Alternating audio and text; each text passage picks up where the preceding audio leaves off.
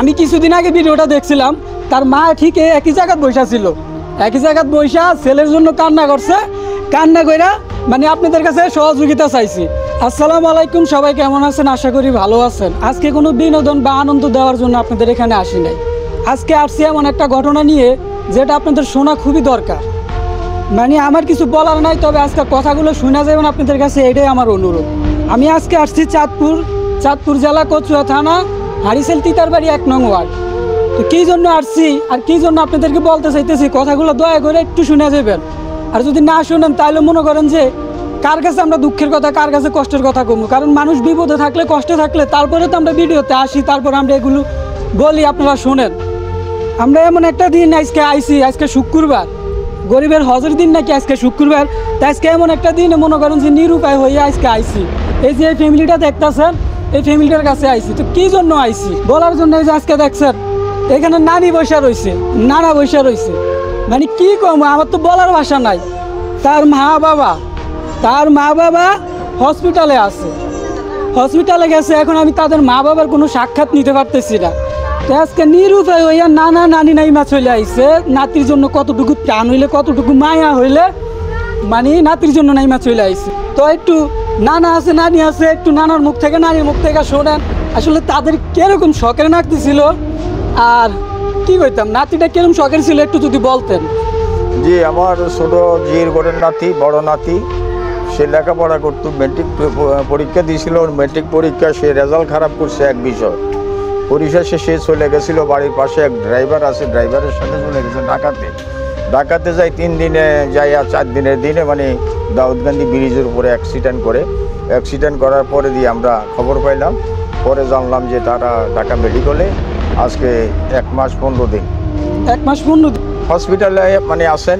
তো এখন আমাদের 5.5 লাখ টাকার মতন চলে গেছে। আর তার বাবার দেওয়ার মতন কিছু নেই, তাদের মানে বিটি ব্যতীত কিছু নেই।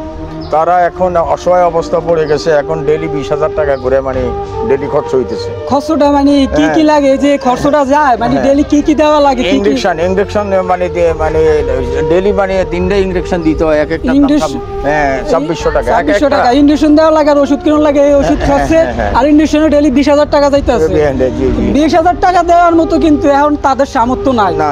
এমন কোনো সামর্থ্য নাই যে 20,000 টাকা দিয়ে ছেলের চিকিৎসা করবো। যেই কারণে মনে করেন যে না পারতে, ওই যে কথা আছে না, হাতি যদি লোদে পড়ে তাহলে চামচি কেউ লাথি মারে। এখন এত এই অবস্থা হয়েছে, করুণ অবস্থা। না পেরে মনে করেন যে আপনাদের কাছে আইছে সহযোগিতা চাওয়ানোর জন্য। আমি কিছুদিন আগে ভিডিওটা দেখছিলাম, তার মা ঠিক একই জায়গায় বসা ছিল, একই জায়গায় বসা ছেলের জন্য কান্না করছে। কান্না কইরা মানে আপনাদের কাছে সহযোগিতা চাইছি। আপনারা সবাই একটু সামনে আগে আসেন, একটু সহযোগিতা করেন, আর ভিডিওটা একটু শেয়ার করে দেন, যাতে আপনি নিজে পারেন না, আপনি নিজে ধরেন কিছু করতে পারেন না, কিন্তু আপনার একটা শেয়ারের মধ্যে দেখা গেছে আরো 10 জন লোক জানবো। 10 জন লোকে জানার মধ্যে এমনও আছে যে মহান ব্যক্তি একজন, সে আগে আইব, সে সহযোগিতা করবো। তা আপনাদেরকে কি বলতাম, মানে আমার এটাই কষ্ট লাগে। আমি অসহায় অবস্থা আছি। আমি আমাদের এই নাতিবন্তি আত্মীয় স্বজন যারা আছে তাদের থেকেও অনেক সহযোগিতা এনে দিছি এবং দিতেছি, কিন্তু এই সহযোগিতা কোনো মানে ফলপ্রসূ হইতেছে না। আর তাইলে আপনারা বুঝেন যে একটা মানুষ কত অসহায় হইলে এই জায়গা তাই বইতে পারে, কতটা অসহায় হইলে মনে করেন সারা বিশ্বের মানুষ এখন দেখবে এরা এই জায়গাতে বইছে, কতটা অসহায় হলে। তো বিশেষ করে আপনাদের কাছে আমি নিজে হাত জোর করে আপনাদের কাছে মনে করেন যে সহযোগিতা চাইতেছি। সহযোগিতা আপনারা কইরা দিবেন, আপনার কাছে হাত জোর করে চাইতেছি যে ওদেরকে একটু সহযোগিতা করেন। যদি আপনারা পাশে না দাঁড়ান, সহযোগিতা না করেন, তাহলে তারা কই যাইব, কার কাছে যাইব? যে যা পারেন, এখানে যে যা পারেন 1 টাকা 2 টাকা করে দিল, 10 জনে যদি 10 টাকা দেয় তাহলে এটাই অনেক কিছু। আপনারা যে যা পারেন একটু সহযোগিতা করেন, সহযোগিতা করে এই যে ফ্যামিলিটার পাশে একটু দাঁড়াইয়েন।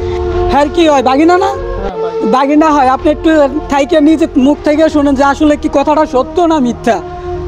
জি, আমার বাগিনা তো আসলে ও সড়ক দুর্ঘটনায় অ্যাক্সিডেন্ট হয়েছে, ঠিক আছে। হওয়ার পরে ঢাকা মেডিকেলে আইসিইউতে ছিল, লাইফ সাপোর্টে ছিল। এখন তার অবস্থা বহুত জটিল। তো আসলে ওর নিয়ে মনে করেন যে আমাদের অনেক স্বপ্ন ছিল, এখন আমাদের স্বপ্ন সব কিছুই ভঙ্গ হয়ে যাইতেছে শুধু টাকার অভাবে। তো তার বাবা ছিল বাহরাইন থেকে কথা শোনার পরে অজ্ঞান হয়ে পড়ে গেল। অজ্ঞান হওয়ার পরে মনে করেন যে লোকজনের রুমের সবাই রুমমেট তারা মিলে পরে কিছু সামান দিয়ে কোনো রকম দেশে পাঠাই দিছে কোনোরকম টিকিট দেশে পাঠায় দিছে। হ্যাঁ, দেশে পাঠানোর পরে ওনার ছেলের জন্য উনি অনেক দিন ধরে যাবত ঢাকাতে আছে। মানে নিজের যা ছিল সবকিছু শেষ করে দিছে, নিজের যা ছিল সবকিছু শেষ করে দিছে। শেষ হওয়ার পরে এখন আর মনে করেন যে ওই যে পেটে আর ভাত নাই, পেটে যদি ভাত থাকতো তাহলে আপনাদের সামনে আইতো না। এখন পেটে ভাত নাই, এলাকা মনে করেন যে আইছে, ওই যে মনে করেন আপনাদের সামনে আইছে। আর দ্বিতীয়ত ওই যে মায়ের কথা কইছে, আর মা তো এখন পাগল, মা তো এখন পাগল। নিজের সন্তান যখন মনে করেন যে অবস্থা, তখন মনে করেন নিজের মা তো পাগল। যার সন্তান আছে সে বুঝে, আসলে সন্তানে কিছু হইলে সেই বুঝে। ওই যে আমরা রাতকে রাত বাইরে থাকি, এনো থাকি রাত যদি চিন্তা বাজায় মা করে ডাক দেয়, মা দেয় ঠিকই অজাগ থাকে না। মার মতন কেউ হয় না।